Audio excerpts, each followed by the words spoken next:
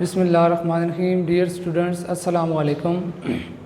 Students, 9th class का जो है चैप्टर नंबर 3 हम डिस्कस करेंगे।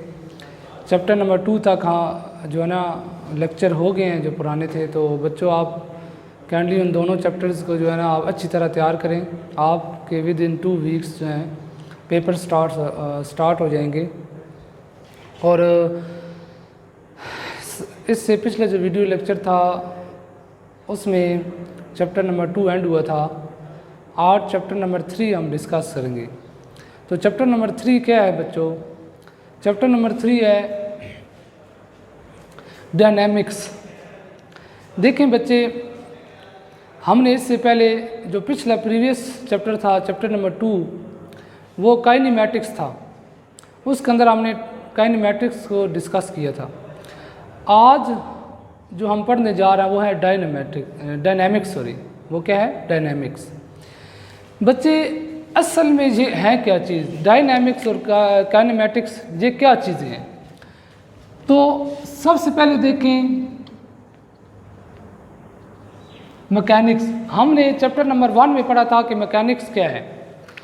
तो उधर हमने ये डिस्कस किया था कि मैकेनिक्स जो है वो the branch of physics in which we study about the motion of object, its causes and effect।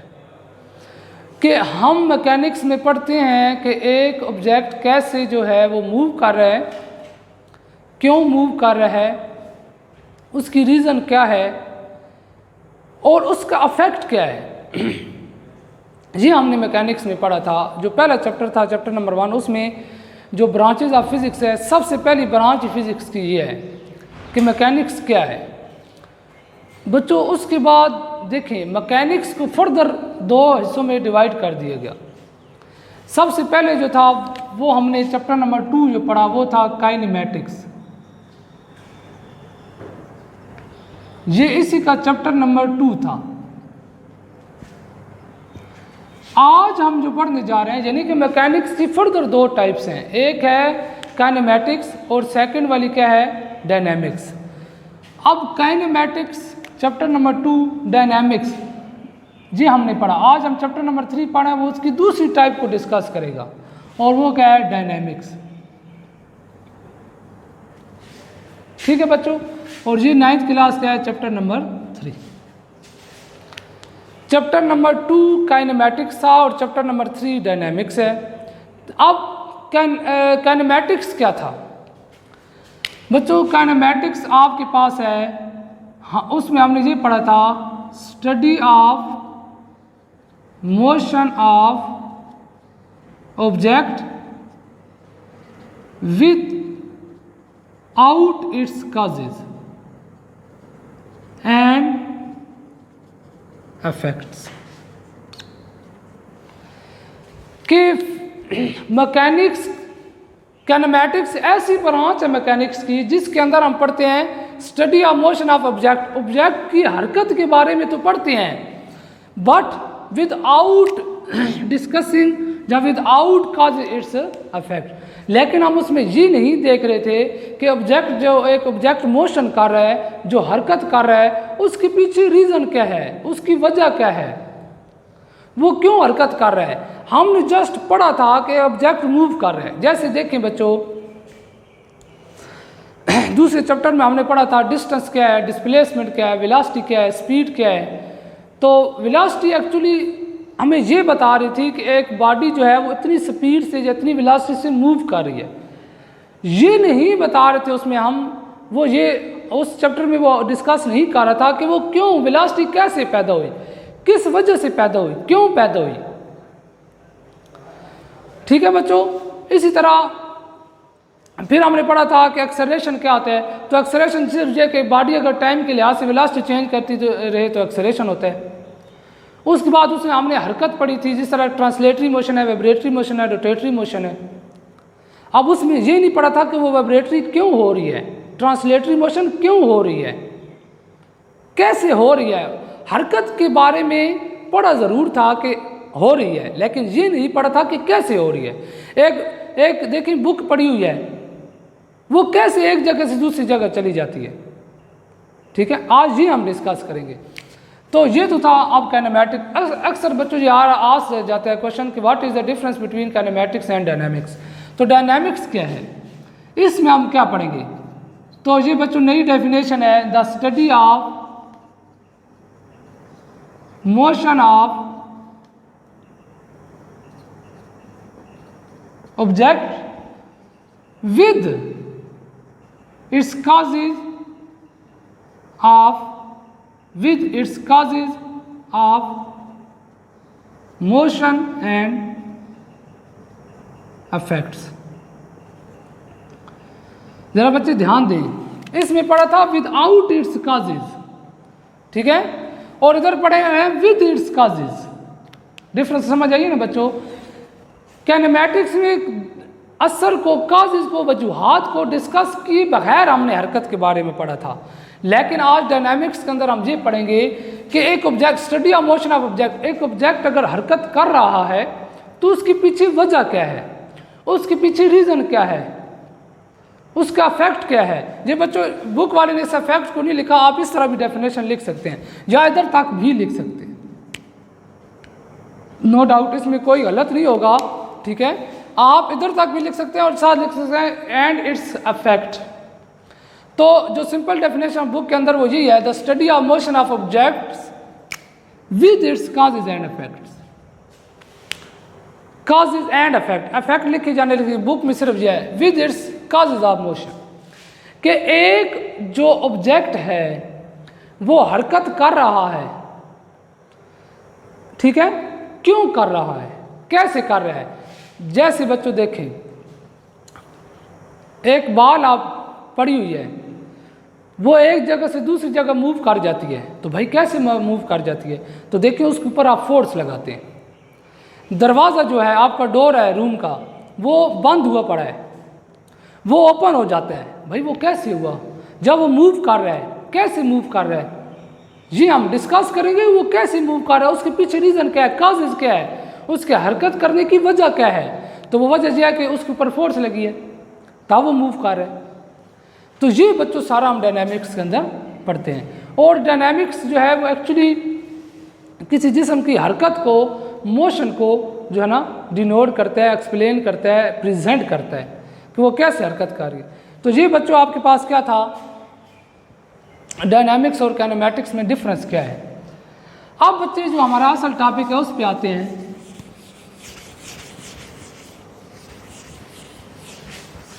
तो सबसे पहला टॉपिक हमारे पास है फोर्स।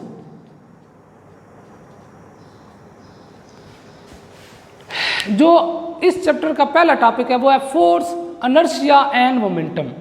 मैंने इनको अलग-अलग लिख दिए, हम अलग-अलग इनको एक एक करके एक्सप्लेन करेंगे। फोर्स क्या होती है बच्चे, देखिए फोर्स एक ऐसी क्वांटिटी है जो किसी जिस्म को मूव करवाती है। देखें मैंने अभी जो एग्जांपल दिया है, जैसे कि डोर जो है वो पुल करते हैं या पुश करते हैं तो उसके ऊपर आप फोर्स लगा रहे हैं। जैसे एक रेडी वाला रेडी को खींच रहा है तो वो उसके ऊपर फोर्स लगा रहा है। अब वो जो कार्ट है वो हरकत कर रही है, मूव कर रही है इन डायरेक्शन ऑफ फोर्स। एक बात बच्चों याद रखना कि कोई भी जिस्म जब मूव करता है तो वो इन डायरेक्शन ऑफ फोर्स मूव करता है, ठीक है। एक कार्ट देखें, अगर एक कार्ट एक बंदा इस तरह खींच रहा है तो वो इसी डायरेक्शन में जा रही है, लेकिन आप देखो ऊपर तो नहीं जा सकती, इस डायरेक्शन में मूव करेगी। यानी कि जिस डायरेक्शन में फोर्स लगेगी उसी डायरेक्शन में वो ऑब्जेक्ट मूव करेगा। जिस तरह डोर है, डोर आप अगर जो है ना आप आउटवर्ड डायरेक्शन में, बाहर की डायरेक्शन में इस तरह पुल करते हैं, उसको धक्का देते हैं तो वो बाहर की तरफ ही जाएगा। ऐसा नहीं है कि आपने बाहर की तरफ धक्का दिया वो अंदर की तरफ आ जाए। तो जिस डायरेक्शन में फोर्स लगी उसी डायरेक्शन में उसने मूव किया। तो फोर्स हमारे पास एक्चुअली हरकत करने की वजह बनती है, मोशन करने की वजह बनती है फोर्स, ठीक है। अब इसके अगर हम डेफिनेशन देखें तो डेफिनेशन क्या है बच्चों, आ फोर्स मूव और टेंड टू मूव, ठीक है, समझ आ रही बच्चों? Force move or tend to move, stop or tend to stop.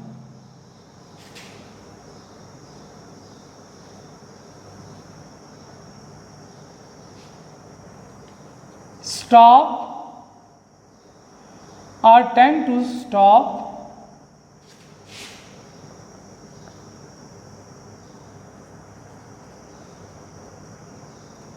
the motion of body and also change the direction of motion of body. ठीक है बच्चों, देखिए फोर्स किसी जिस्म को मूव करवाती है, जो देखिए मूव और टेंड टू मूव, या उसको मूव करवाने की कोशिश करती है, किसी जिस्म को रोकती है या रोकने की कोशिश करती है। तो ऐसी क्वांटिटी जो किसी जिस्म को मूव करवाती है, यानी कि हरकत देती है या हरकत देने की कोशिश करती है, या किसी जिस्म को रोकती है या रोकने की कोशिश करती है, वो क्वांटिटी कहलाती है फोर्स। बच्चे देखें, एक बॉल है, अब वो पड़ी हुई है, वो उस टाइम तक मूव नहीं करेगी जब तक आप उसके ऊपर फोर्स नहीं लगाएंगे। तो देखें, अब फोर्स लग गई तो बॉडी ने मूव करना शुरू किया, उस बॉल ने मूव करना शुरू किया।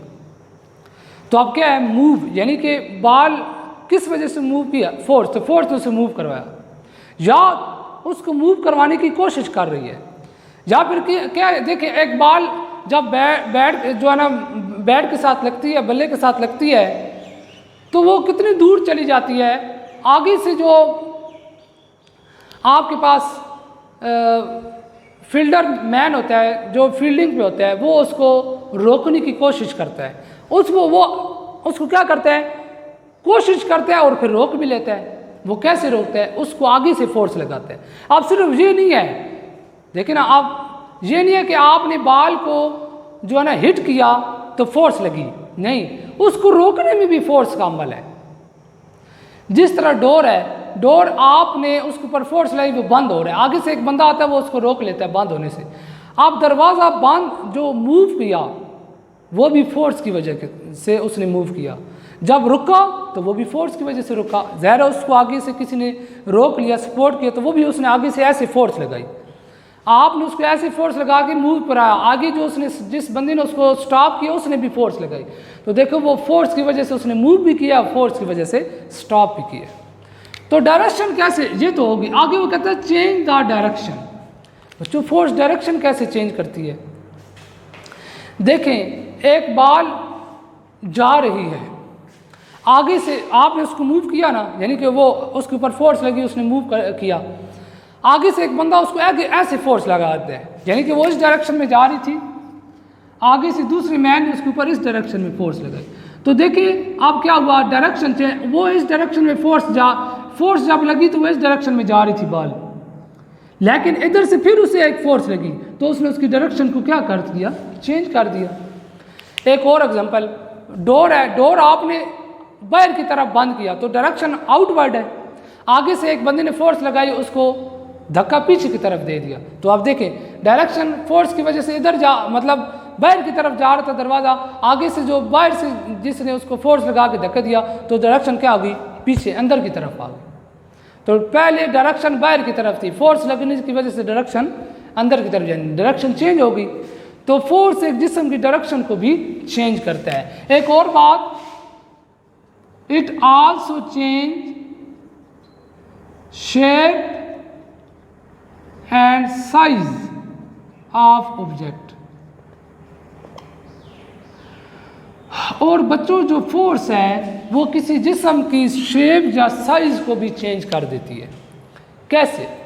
बच्चे आपके पास एक सेब है, एप्पल है, सेब को आप एक बहुत तेज चाकू के साथ, नाइफ के साथ उसको कट करते हो। अब आपने देखो उसके ऊपर फोर्स लगाई, नाइफ के साथ आपने उसके ऊपर फोर्स लगाई, उस चाकू के साथ, छुरी के साथ आपने उसके ऊपर फोर्स लगाई। अब देखें उसका साइज भी चेंज हो गया और उसको टुकड़ों में जब तकसीम हुआ तो उसकी शेप भी चेंज होगी। समझ आ रही बच्चों?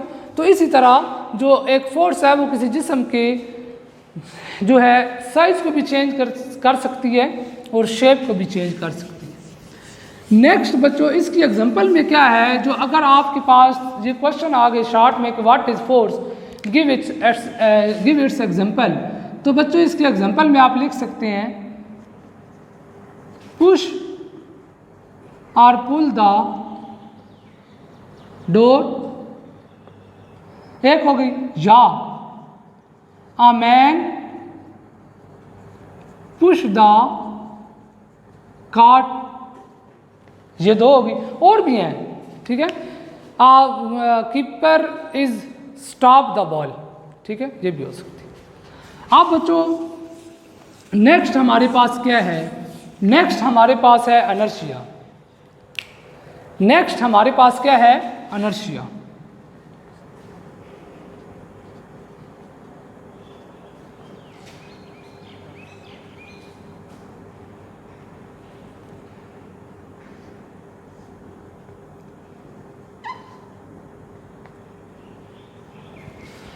अनर्शिया क्या होता है?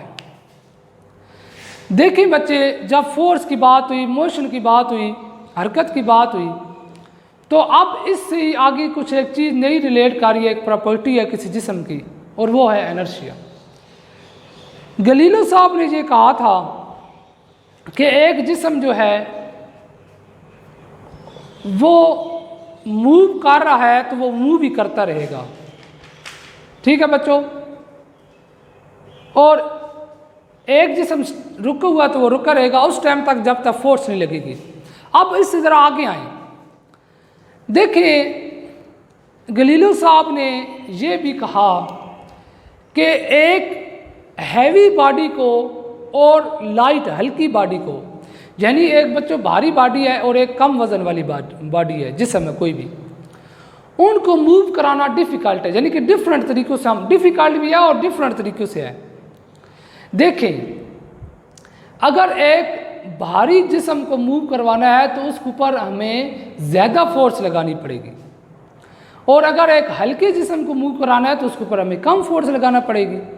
फॉर एग्जांपल देखें, एक पत्थर है उसका वेट है 50 kg और एक ईंट है उसका वेट है फॉर एग्जांपल 5 kg, तो देखें इसको मूव करवाना डिफ़िकल्ट है और उसको मूव करवाना इजी है। तो एक भारी जिस्म को, हैवी जिस्म को मूव करवाना डिफ़िकल्ट है बनिस्बत एक लाइट जिस्म को, हल्के जिस्म को, ठीक है बच्चों। तो इस बुनियाद पर उन्होंने कहा ये भी तो हरकत ही है, ये भी तो मोशन है, जिस्म हरकत कर रहा है, तो एक हैवी बॉडी को मूव करवाना डिफ़िकल्ट है और लाइट बॉडी को मूव करवाना आसान है। ये तरह डिफरेंस देखें। अब इसके ऊपर जब न्यूटन साहब ने काम किया तो न्यूटन साहब ने कहा कि हर बॉडी जो है वो अपनी स्टेट को जो है ना रेजिस्ट करती है, change its state, rest or uniform. ये देखें, Newton concluded that the every body resist the change in its state. अच्छा, न्यूटन साहब ने क्या कहा? ये बच्चों आपको बात समझ आइए, ये आगे आप चलते जाएं समझ आएगी इसका मतलब क्या था। तो इसके अंदर इनर्शिया के अंदर भी फोर्स का बहुत ज़्यादा किरदार है। देखिए 50 kg की बॉडी है, उसके ऊपर ज़्यादा फोर्स लगानी पड़ेगी मूव कराने के लिए, और दूसरी 5 kg की बॉडी है, उसके ऊपर कम फोर्स लगानी पड़ेगी मूव कराने के लिए। तो देखिए ज़रा फोर्स का इसमें बड़ा इसके साथ रिलेशन है। अब न्यूटन साहब ने क्या कहा था?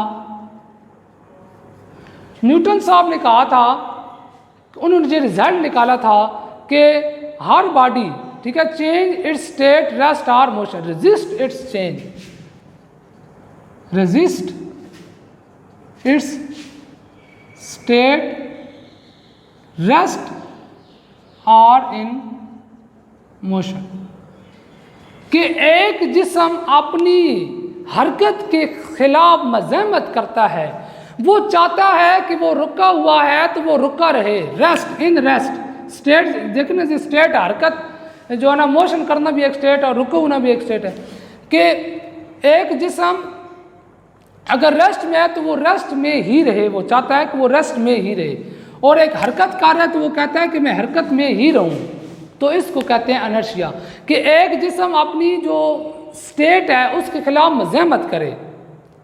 अगर वो रुका हुआ है तो वो चाहता है कि मैं रुका रहूँ, अगर वो हरकत कर रहा है तो वो चाहता है कि हरकत करता रहे, यानी कि उसके अंदर स्टेट के अंदर चेंज वो ना लाए, चेंज ना होने दे।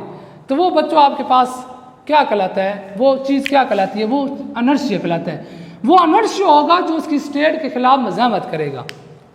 तो inertia is the property of a body due to which its resist any change. ये इसकी डेफिनेशन में लिख देता हूँ।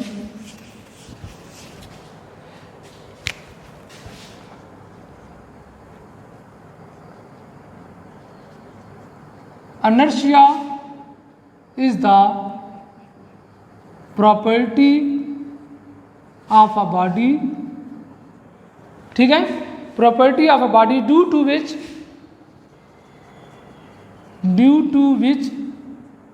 it resist, ठीक है, due to which it resist any change,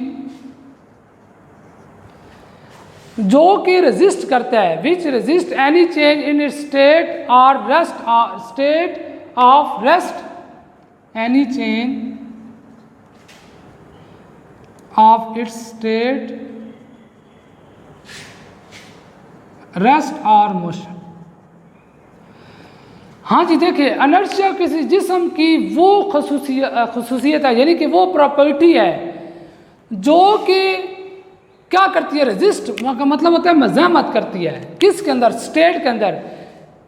inertia किसी जिस्म की ऐसी प्रॉपर्टी है कि जो किसी जिस्म की स्टेट को चेंज होने के खिलाफ मज़ाहमत करती है। समझिए बच्चों कि वो जिस्म, वो अनर्शिया ऐसी चीज़ है, ऐसी प्रॉपर्टी है, वो चाहती है अगर ये जिस्म हरकत कर रहा है तो वो हरकत ही में रहे, और अगर एक जिस्म रुका हुआ है तो वो रुका हुआ ही रहे, उसकी स्टेट में चेंज ना आए। तो ये बच्चों होता है inertia. Inertia is the property of a body due to which its resist, जो कि रेजिस्ट करता है, मज़ाहमत करता है, एनी चेंज इट्स स्टेट, उसकी स्टेट के अंदर चेंज लाने को। अब स्टेट क्या है, वो रेस्ट में भी हो सकती है और मोशन में भी हो सकती है।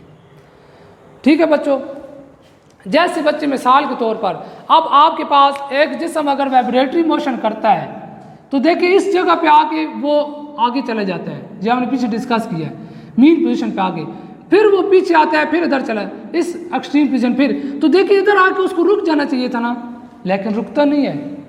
अनर्शिया उसकी स्टेट को, उसकी हरकत को क्या करता है, कंटिन्यूड रखता है। तो आप देखें अनर्शिया नहीं चाहता कि उसकी स्टेट के अंदर क्या हो, कोई उसकी स्टेट के अंदर चेंज आए। अनर्शिया चाहता है कि जी अगर हरकत कर रहा है तो कंटिन्यूड हरकत करता रहे, उसकी स्टेट के अंदर चेंज नहीं आने देता। इस तरह बच्चों इसकी एक और एग्जांपल है कि आप जो गाड़ी जा रही है, अब ड्राइवर क्या करता है, ब्रेक अप्लाई करता है, ठीक है। अब जब ब्रेक अप्लाई होती है तो क्या होता है कि जो पैसेंजर होते हैं वो आउटवर्ड डायरेक्शन में गिरते हैं, यानी कि देखिए ना वो आगे की तरफ गिरते हैं। अब क्यों गिरते हैं, क्योंकि वो अनर्शिया चाहता है कि ये गाड़ी कंटिन्यूट मूव करती रहे, वो रुकी नहीं। जब हम अनर्शिया के खिलाफ जाएंगे तो आप देखते हैं कि वो झटका सा लगता है, आगे की तरफ बंदे मूव करते हैं। दूसरी एग्जांपल कि जब गाड़ी सीधी स्टेट में हरकत कर रही होती है, चलती जा रही होती है, गाड़ी जा रही है, कोई टर्न आ गया है, जैसे ही गाड़ी तेजी से एक स्टेट में जा रही है, जैसे ही वो टर्न लेगी तो पैसेंजर बाहर की तरफ गिरेंगे। ये क्यों है भाई, ये भी अनर्शिया की वजह से है। और भाई अनर्शिया नहीं चाहता कि उसकी स्टेट चेंज हो, वो चाहता था कि जो गाड़ी है वो कंटिन्यू सीधी, ये देखे ना अगर इस तरह जा रही है तो सीधी हरकत करती रहे, ऐसे जाए, ऐसे नहीं हो कि वो टर्न कर जाए। जब हम अनर्शिया के खिलाफ मज़ाहमत करेंगे तो देखिए फिर क्या होगा कि उसका असर क्या हुआ कि वो पैसेंजर बाहर की तरफ गिरेंगे। ठीक है, अनर्शिया चाहता था कि ये गाड़ी कंटिन्यू हरकत करती रहे, ना कि इसकी स्टेट के अंदर कुछ चेंज है, लेकिन हमने इसकी स्टेट के अंदर चेंज कर दिया ना। तो अनर्शिया बच्चों यही होता है कि वो चाहता है कि एक चीज़ जो है उसकी स्टेट के अंदर चेंज ना आए। अगर वो रुकी हुई है, ये डस्टर अगर पड़ा हुआ है तो ये पड़ा रहे, आप अगर इसके ऊपर फोर्स लगाते हैं तो ये तो इसकी स्टेट चेंज हो जाएगी, तो इनर्शिया नहीं चाहेगा कि इसकी स्टेट चेंज हो। अब बच्चे देखें जो बहुत इंपॉर्टेंट बात है कि इनर्शिया जो है, इनर्शिया डिपेंड अपॉन मास।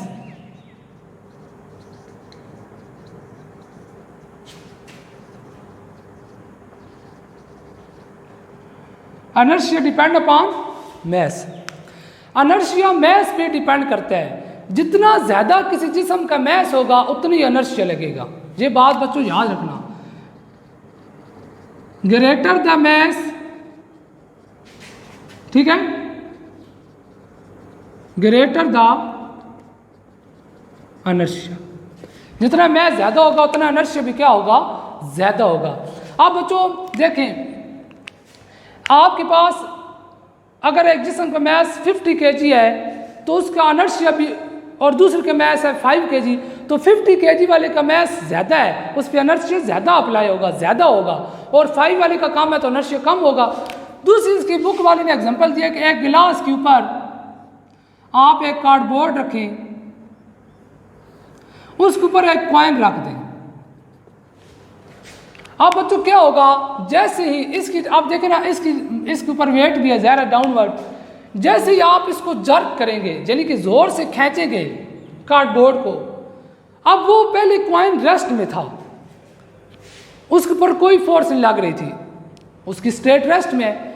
आपने क्या किया, जो ही उसके ऊपर फोर्स लगे, उसको जर्क किया, तो ये जो कॉइन है ये गिलास के अंदर गिर जाएगा। ये कॉइन किसके अंदर गिरेगा, गिलास के अंदर। अब उसकी स्टेट चेंज हो गई है, तो आपने उसके खिलाफ मजम्मत की, उस स्टेट को चेंज किया है, ठीक है। एक और एग्जांपल है कि अगर आप एक पेज लेते हैं, उसके ऊपर कॉइन इकट्ठे करते जाते हैं, ठीक है।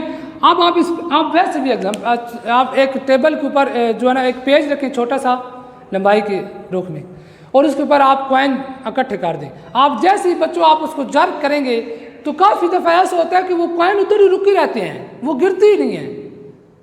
तो ये भी किसकी वजह से है, इनर्शिया की वजह से। तो बच्चों आज का हमारा जो टॉपिक था वो था डायनामिक्स, फोर्स, इनर्शिया। नेक्स्ट हमारे पास है मोमेंटम, वो हम अगले लेक्चर में देखेंगे कि मोमेंटम क्या होता है। ठीक है बच्चों, आज के लिए इतना ही काफ़ी है। Thank you.